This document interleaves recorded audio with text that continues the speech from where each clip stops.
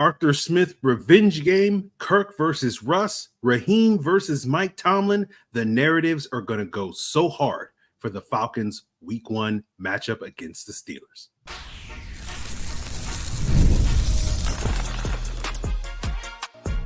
You are Locked On Falcons, your daily Atlanta Falcons podcast.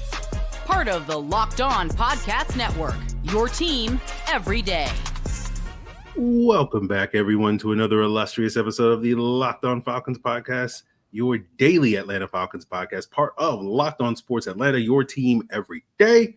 And if you don't know me, I'm your very humble host, Aaron Freeman, a.k.a. Mr. Drew, a.k.a. Mr. Sirius Black, a.k.a. the Jolly Green Giant. Almost forgot my own a.k.a.s, a.k.a. Mr. a.k.a. And, of course, been covering the Atlanta Falcons for a very long time, formerly at falcfans.com, RIP. Still going strong in this illustrious podcast. And I thank each one of you that is an everydayer of this pod that goes strong with me and makes this podcast your first listen each and every day. And all you got to do to become an everydayer is subscribe or follow for free on YouTube or wherever you listen to podcasts. So today's episode, we're talking roster moves galore. We'll get Jarvis's thoughts on Taylor Heinicke trade. The Falcons picking up a Georgia alum and Monty Rice on the practice squad, and sort of maybe some other roster moves on the horizon. But of course, I'm here with Jarvis Davis of Locked On Sports Atlanta. And while we love the back-end roster moves here on Locked On Falcons, let's talk about something a little bit more meaningful and look ahead to that Week 1 action in the NFL. We got Week 1 action in college football. I'm sure Jarvis and others are talking about that. Georgia's got a big game on Locked On Sports Atlanta, so make sure you check that out on YouTube or wherever you listen to podcasts. But obviously, Jarvis, we'll have a lot more to say about the specific Falcons-Steelers matchup next week in the run-up to that game. But I just kind of want to get your thoughts on Week 1 as we sit here today. How much thought have you given this matchup up to this point, and sort of what are your preliminary thoughts up to this point? I mean, instead of diving into the deep droves of like offensive lineman versus defensive lineman, TJ Watt, where he gonna line up? He's gonna line up on Caleb McGarry, or he's gonna line up on Jake Matthews. I would probably say the former. He want to put in some work. He probably put in some work on the other side too. Probably don't even matter, to be honest with you. So outside of that, I feel like I kind of saved that for the week leading up to it. But just thinking about the storylines coming into this game, because you understand that Arthur Smith left here, and probably when he didn't want to.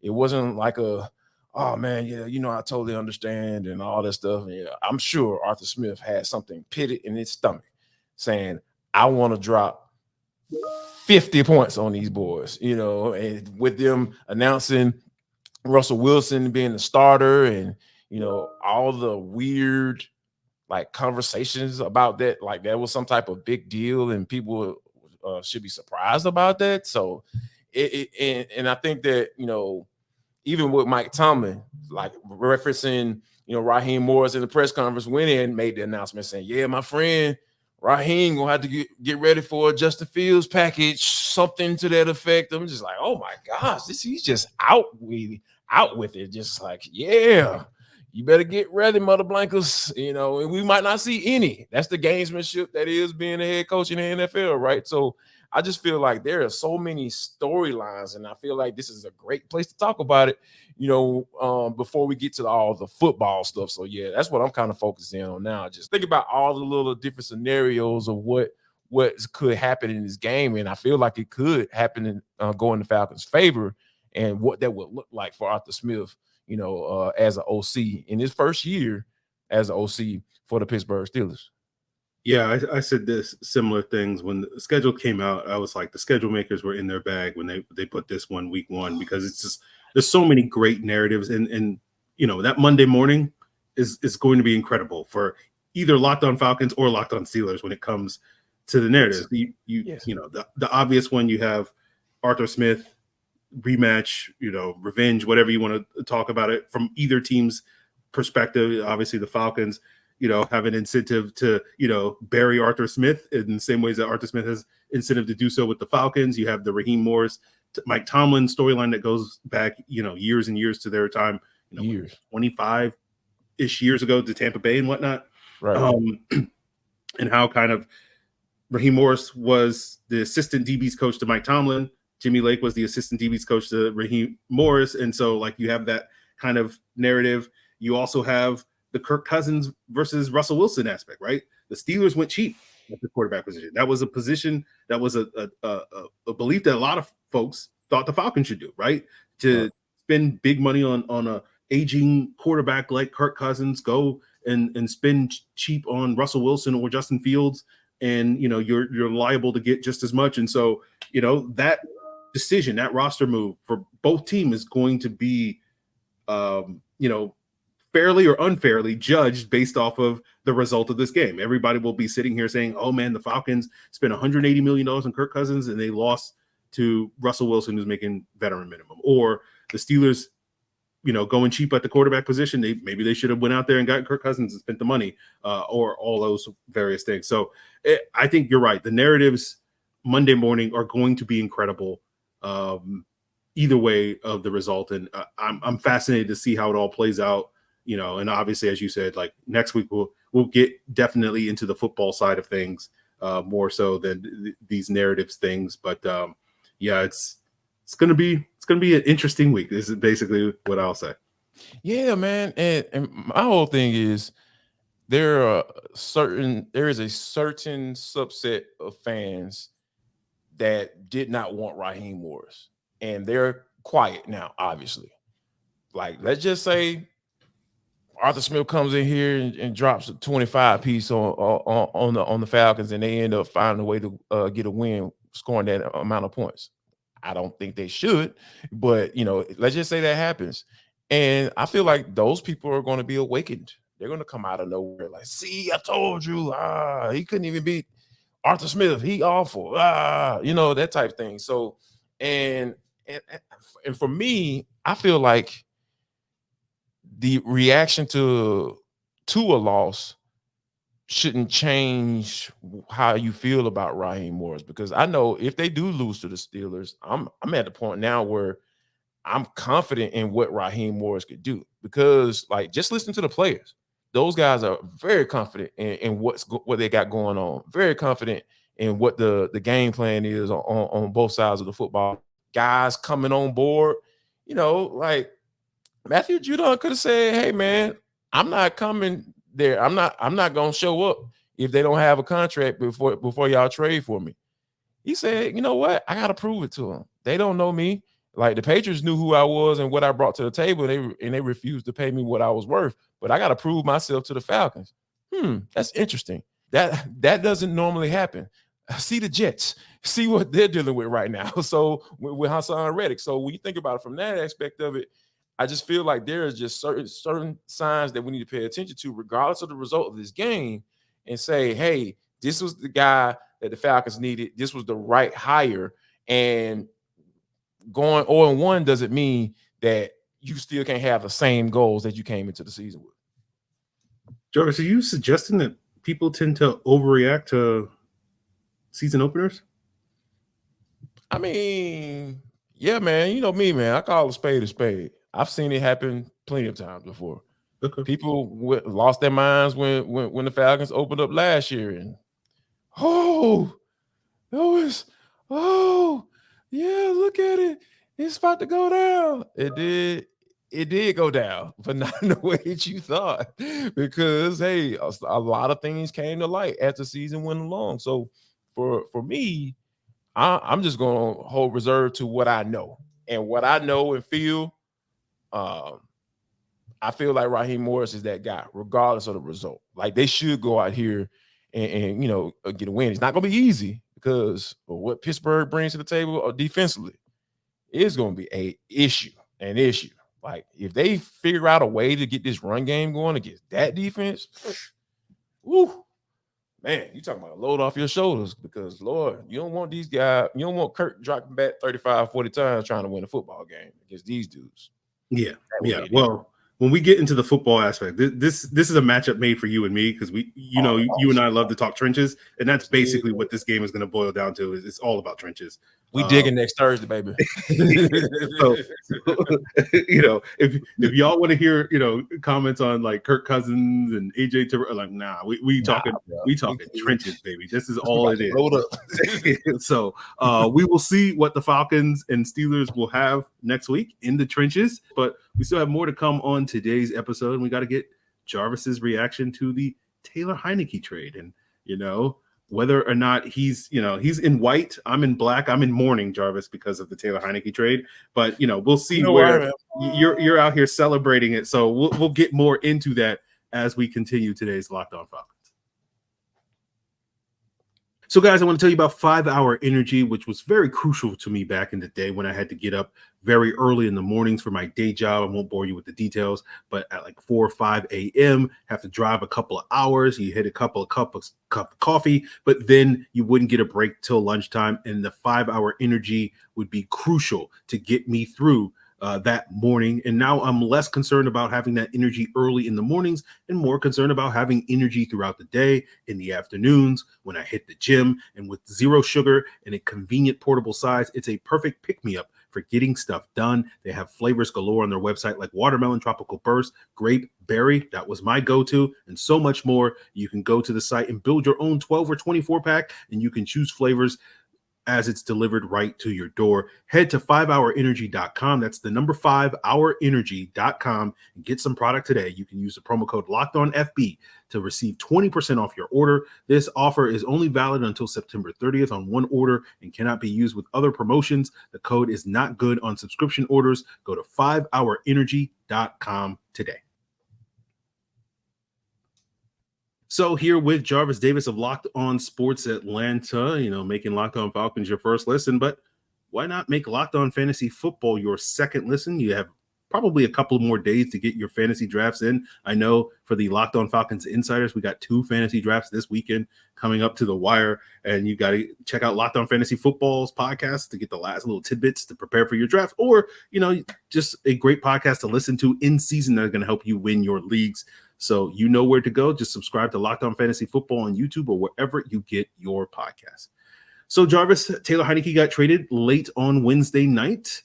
And part of me that afternoon, when it seemed to take forever for the Falcons to announce their practice squad, and I was just like, maybe they're delaying this because there's a major move coming, and I just kind of dismissed it. And I was just like, all right, well, it's the Falcons. They're just, no offense to the Atlanta Falcons, I'm just saying, like, it's not the first time, like, they've been slow on the uptake with news coming out. Well, they did do the official release of the 53-man roster at 5/19. So, just saying. There you go. So, thinking major move was coming, but is trading Taylor Heinicke a major move? I guess that's the question I asked you, Jarvis. So, what was your reaction to seeing that news and sort of thoughts, all that stuff? If I can quote an old Outcast proverb, finally, Igor, they've done it. What? They've done it. Finally. Yes, this is about doggone time. Yes, I could not wait for this, because having him on this roster, with Michael Penix and Kirk Cousins made absolutely no sense whatsoever, unless you're trying to get some draft compensation, which I totally understood, and which I said from when we started doing these roster projections on the Atlanta Football Party. I said, like, hey, man, if they keep this dude on this 53-man roster, they are trying to get some compensation for him, right? Because you save, $1.2 million on the cap. You get $3 million to your dead money, which you had the lowest in the league anyway, from what I remember, at roughly around a little bit over $8 million. So, and that's a long way from where they used to be having the most in the league. So when the news came down, it just made a lot of sense. And for me, my mind started churning, like, okay, now that Taylor is off the roster, who they're gonna call up? Because I know there were a couple guys that I looked at practice score. I was like, man, shouldn't you have been on this roster? Like, you earned the spot. Why Taylor? He ain't earned jack. So that's what some of the thoughts started running through my mind. Like, once it happened, I was like, okay, I knew they had to try to do something and to make it happen. And Lord knows the Chargers needed a backup quarterback like yesterday because Easton Stick had been stinking it up in preseason. So we knew that they were, in the market for. I mean, Terry knew that they were in the market for a backup quarterback, and it seems like they were just waiting to try to get the compensation worked out with a conditional 6th-round pick. Not too bad. Yeah, definitely. I think again. Turning a negative into a positive in that regard. Yes. But I am curious to pick your brain on this. I've seen some criticism of this move from the sense of why couldn't you have done this earlier, right? Where we talked about going into the offseason, Taylor Heinicke being a very obvious cap cut where you could have saved $7 million in cap space that theoretically you could have used to shore up other areas of the roster back in March. And had you made that move back at the beginning of the offseason, you'd only be taking on $2 million in dead money. Now you're taking on about 3.3 because you restructured his contract, but you are getting a 6th-round pick out of it. Do you feel like that's a fair criticism that maybe the Falcons didn't handle this the way that they ideally should? Or do you feel like in the end, the 6th-round pick more than makes up for, a couple $1 million here or there? I mean, the only way that I would criticize this move is if they had known that they were going to be able to sign Kirk Cousins and draft Michael Penix Jr. with the 8th overall pick. And obviously they did not know that. I know Terry Fontenot has been cooking lately, but I never saw him as being, being able to see the future and predict the future and all that stuff. So when you think about a roster construction standpoint, like, hey, yeah, we might need this dude. So here's the thing. All right, Taylor, we need to talk to you for a second. We need you to take a pay cut. Or you're gonna get cut. Like now, if Taylor would say, I ain't taking no pay cut, y'all need to do what y'all need to do, he wouldn't have been on the roster, right? But he decided to take the pay cut, and then okay, Kurt. Oh, we gotta get Kurt. Oh, okay, we can get Kurt. All right, cool. $100 million guarantee. All right, cool. That's cool. You gonna be healthy when the season start. All right, cool. Yeah. And then next thing you know, oh, this Michael Penix dude, all right, do pretty good. Oh, let's go and get on a private plane. Hey, Uncle Arthur. Hey man, let's get the key to the joint. You know what I'm saying? Let's get the key to the bird. Let's go across. You know what I'm saying? Terry, Raheem, let go, man. Let's go across the thing. Let's go across the water, baby. Let's go get it. And then they find out, oh, this dude is really good. And you know what? Oh, if we get him, we got to worry about bad quarterback play for a very long time if we're right. So yeah, Taylor Heinicke, he's a solid backup quarterback. Oh, let's wait around and see what's going on. Oh, Easton Stick. Oh, you stink at backup quarterback because the quarterback, Justin Herbert, he had plantar fasciitis. Oh, now we got to see what we're going to have if this were to happen again, or if he has to not sit out a game because, he's still dealing with those issues.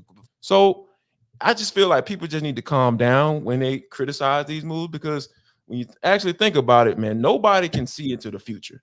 So, Taylor Heinicke became expendable. Now they were able to get some compensation for him. That's cool. That's a bonus. That's a plus, right? Because you're still saving a little money. It's not much, but you're still saving a little money against the cap. So you're dealing with the situation as they come about. And that's what the Falcons did. And I'll never criticize that, man, because you understand what your vision is. You have your vision going into the offseason, but you never know how it's going to play out. But it played out in their favor, I feel.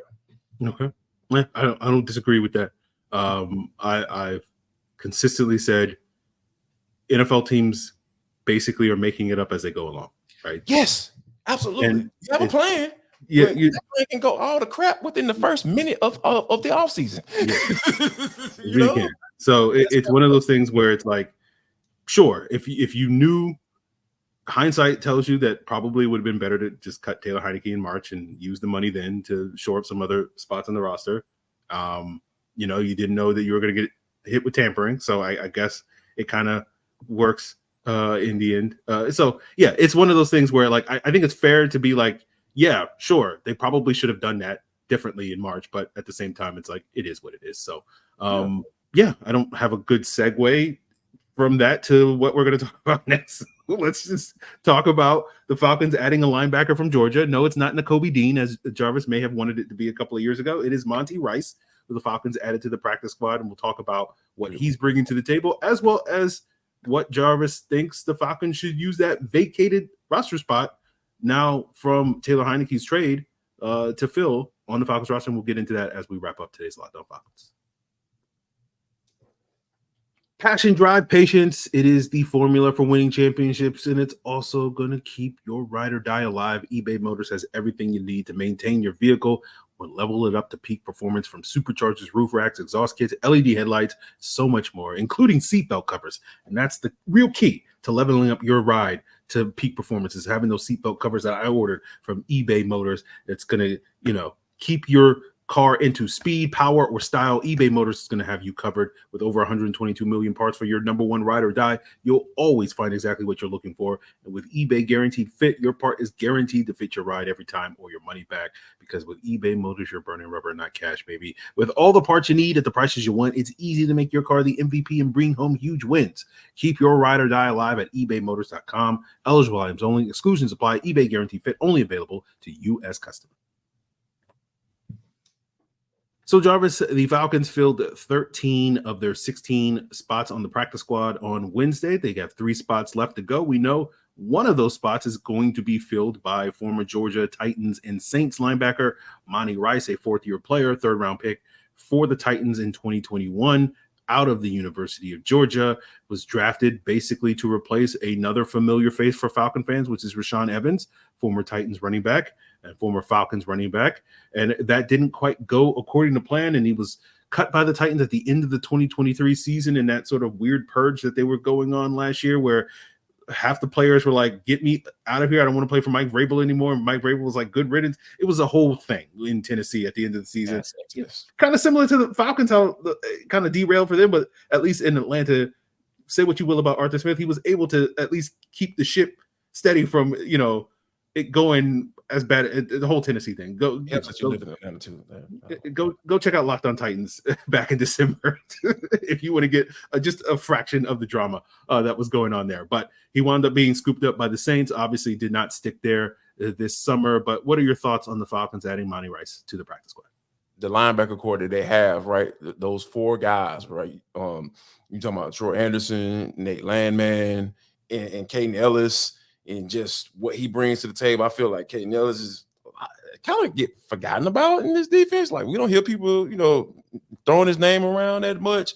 And when you think about it, it's kind of weird because the man can play some football, man. He's, the guy, as a stand-up linebacker, being able to, bring pressure the way he does. I feel like Monty Rice can be a guy to be a special teams. I feel like this is a Marquise Williams type move. Like, oh man, get somebody that can run and hit, and because Lord knows we don't know what is going to happen with this kickoff return type situation. They were talking about DBs potentially being on there, and I don't know if I necessarily agree with that. You might want to get somebody some tweeners in there, because those guys got to be able to essentially run block, because you're talking about 5 yards away. Like, come on, man.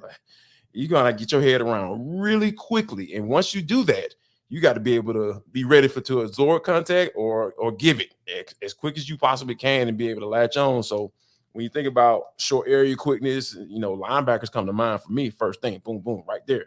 And being able to handle, being in the fire like that. So I feel like Monty Rice is a guy that, from a linebacker running hit type guy, and coming from a Georgia program where Kirby Smart preaches special teams over and over and over again, like to the point where he has some of his starters playing on teams. Yeah, this makes a lot of sense, by bringing him in. And of course, it'll appease the people who are like, oh, the Georgia Falcons will never do a draft or bring in no Georgia guys. Well, you got 3 of them. You got John Fitzpatrick, you got Zion Lowe, and now you got Monty Rice. So be happy. Well, they're all on the practice squad. I think they'll still have something to complain about. Right there together. Hold it down. But no, I think I'll take it. I think your point about the special teams is dead on. I think he was second on the Titans last year in terms of special teams tackles. Mm-hmm. So certainly a guy I think that can add some value there should he be elevated to the roster at some point. which we'll sort of have to see on. But, Jarvis, moving on from that, probably by the time this episode airs Thursday night on YouTube, Friday morning when most people are checking out on their preferred podcast feed, the Falcons have probably already filled that last roster spot by the time they're hearing us talk about it. But since we know that Terry and them are everydayers of this pod, this is your last chance to make a pitch directly to them to how you would prefer to see that last spot filled on the roster. So the floor is yours. Hey, Terry. So let me come on in. I know you're listening, man. I know you've been rocking with me and Aaron for quite some time.